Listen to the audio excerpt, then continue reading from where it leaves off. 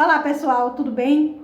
O assunto desse vídeo é referente à mudança significativa para as pessoas que visam buscar um benefício de aposentadoria por idade, aposentadoria por tempo de contribuição, entre outras ações do INSS referente a processos administrativos, certo? Em fase de requerimentos, em fase de concessão, no caso, reconhecimento de direito, que é o complemento de todas as fases, e para benefícios que já está ativo, mas que vai precisar, por divergências de informações, né?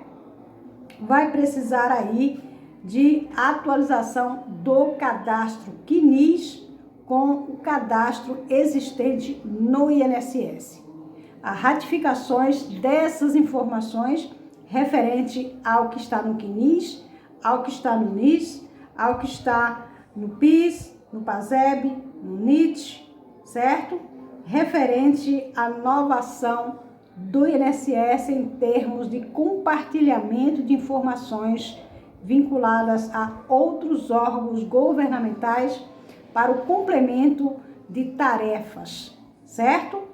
Então, preste bastante atenção, porque você pode precisar de uma ação dessa aqui ou ser notificada pelo INSS para entrega, atualização ou uma ação necessária em seu processo, tá bom? Então, olha só, a portaria de número 1251, publicado no Diário Oficial da União no último dia 3 de janeiro de 2025, traz mudanças importantes, certo? Altera o livro das normas procedimentais em matéria de benefício, que disciplina, no caso, cria os procedimentos, né, e regulamenta as rotinas de que versa sobre cadastro, administração e retificação de informações dos segurados e beneficiários no âmbito do INSS, aprovado pela Portaria de IRBEM de número 990 em 28 de março de 2022, quando também foi publicado a Instrução Normativa 128, tá bom? Então, olha só.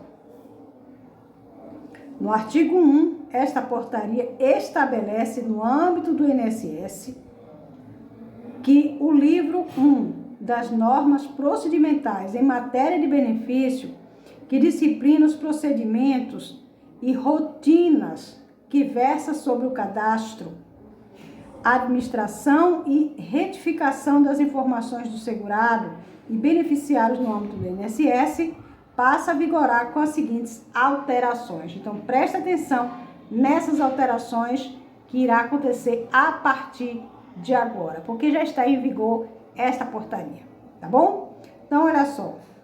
No artigo 3, caso o segurado possua número de inscrição como NIT, PIS, PASEB ou NIS, este número será utilizado no INSS. Parágrafo 1. O servidor não deverá atribuir novo número de inscrição se o segurado possuir NIT, PIS, PASEB ou NIS. O que significa? O número de requerimentos gerado na hora que você dar entrada em um benefício será gerado com esses números. O número do NIT, o número do CNIS, o número do PIS, o número do PASEB ou o número do NIS, certo? Então, são números já existentes nos seus documentos que vai passar a ser de novo. Porque o que acontece? Quando se faz hoje, quando dá entrada em um requerimento, esse processo é gerado um número aleatório, né? Para que o seu processo possa existir, um número de benefício. A partir de agora, vai ser usado o número do NIT, ou do PIS, ou do PASEB, ou do NIS, né? São esse número que vai passar a fazer parte do seu processo, certo? Tudo isso para evitar fraudes e evitar também divergências em dados, porque serão compartilhados de informações das unidades do governo, certo? Onde órgãos públicos estarão aí unificados para compartilhamento de informações no INSS quando for necessário, tá bom? Então essas bases de dados estarão aí agora à disposição do INSS para um compartilhamento de informações automatizada, tá certo? No parágrafo 1, o servidor não deverá atribuir um novo número, não deverá, né, fazer um novo número, pois já existe esse número, né, das suas documentações. Atribuir um novo número de inscrição se o segurado possuir NIT, PIS, PASEB ou NIS, ainda que seja efetuada alterações de categoria profissional. Mesmo que você hoje é um profissional, amanhã você será outro profissional, essas mudanças, desse mesmo jeito, o servidor não deverá, né, criar outro número, certo? Gerar outro número.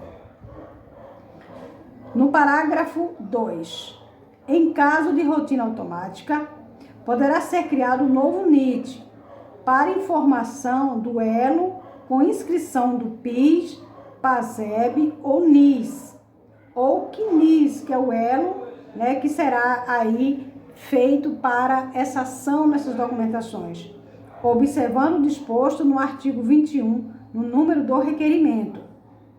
No artigo 20, a formação de elos de inscrição gerada pelo INSS é realizada automaticamente no QNIS, conforme critérios de similaridade, no caso parecido, né, o resultado da comparação dos dados e da identificação do filiado. No parágrafo único, para a formação de que trata o capto, é necessário a combinação de nome, data de nascimento, nome da mãe e pelo menos de um documento. No caso, os dados que estão no seu requerimento, no número de requerimento, deverá ser combinado com os dados, né, do QNIS, ou do NIT, ou do PIS, ou do PASEB, certo? Para fazer esse elo de ligamento e compartilhamento de informações, certo? Artigo 21. Salvo o disposto no parágrafo 1, caso o filiado possua mais de uma inscrição em todas elas que foram PIS, PASEB ou NIS. A formação desse elo automático compete aos administradores dessas inscrições. Então, quem vai decidir isso é o servidor que irá fazer esse compartilhamento, essa comparação desses dados pessoais, né, do requerente junto aos órgãos aí que você já tem a sua inscrição ativa, certo? No parágrafo 1, caso seja identificado a existência apenas de inscrição não eleadas ao PIS, PASEB ou NIS, a rotina de formação de elos do INSS será acionada automaticamente para promover a formação de elo no QNIS, por intermédio da criação do NIT. No caso, se você não tem, né, o NIT, então, a partir desse intermédio da criação do NIT, vai gerar, a partir daí, um elo de informações entre os seus documentos, né, o seu número de requerimento, com os dados já existentes no QNIS, certo? Ou no PIS, ou em outros dados aí, né, para que o INSS possa fazer essa comparação de informações.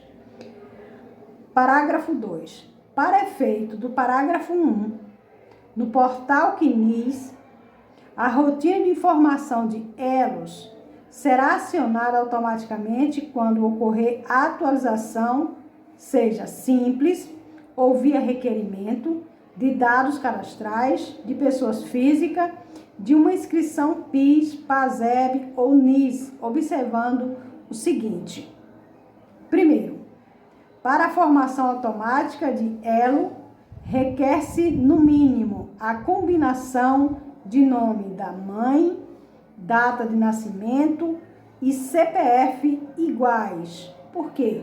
Porque quando você apresenta os seus documentos, seu requerimento, né, e essas informações são buscadas em órgãos, né, que tem um documento ativo em seu nome, tem que estar de forma igual ao seu CPF, ao nome da mãe e a data do seu nascimento, para poder concluir esse elo de informação, certo?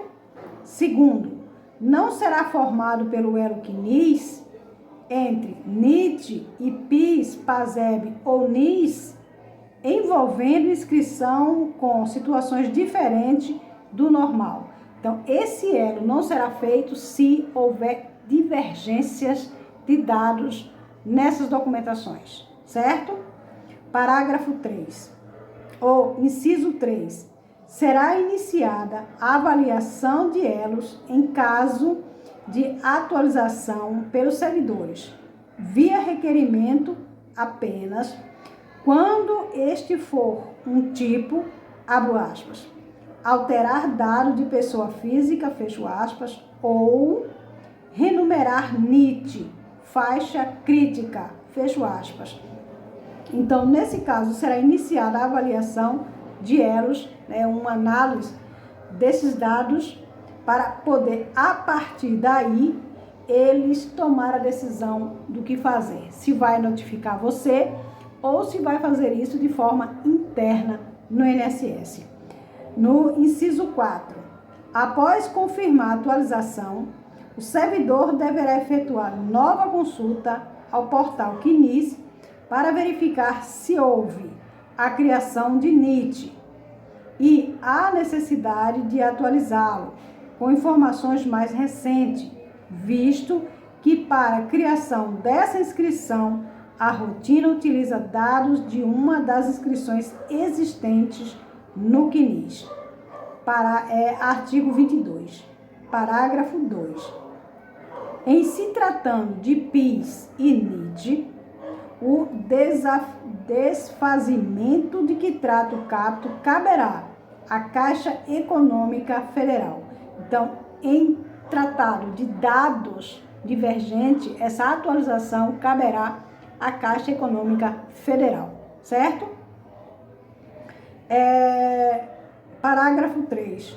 No caso do PIS, ou no caso do PASEB, esse desfazimento, essa atualização de informação, caberá ao Banco do Brasil, que é responsável pelo PASEB. A Caixa Econômica é responsável pela geração do PIS e do NIS, certo?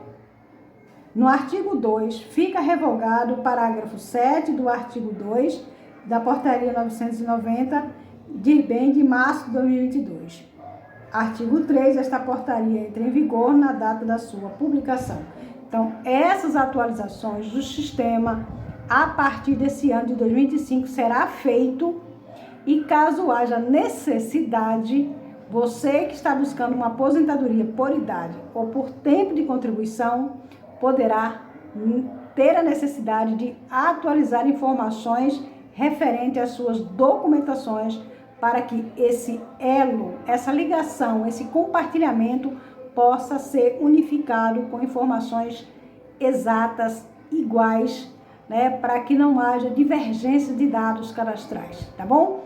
Então, essa mudança aí que está sendo feita, né, não tem data prevista, mas a partir de agora, a qualquer momento que você solicitar um novo requerimento para uma aposentadoria, você pode ter a necessidade de fazer essas mudanças nessas documentações se houver divergências de dados cadastrais, como o nome da pessoa, data de nascimento, CPF e o nome da mãe. tá bom? Então, fique atento às mudanças no INSS em 2025.